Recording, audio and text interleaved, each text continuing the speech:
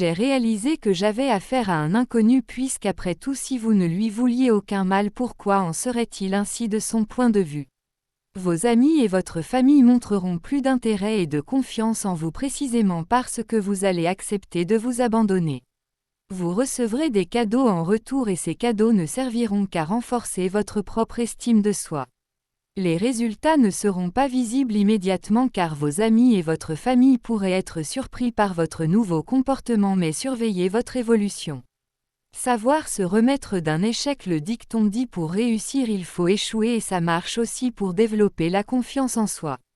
Celui qui réussit constamment dans ses efforts peut ne pas être conscient de sa propre valeur. Peut-être que faire face à ses échecs est le meilleur moyen d'apprendre à se connaître.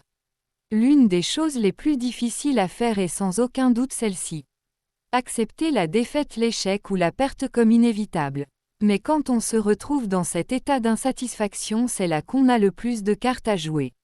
Banalement dirions-nous prendre le bien d'un échec, mais c'est sans doute vrai.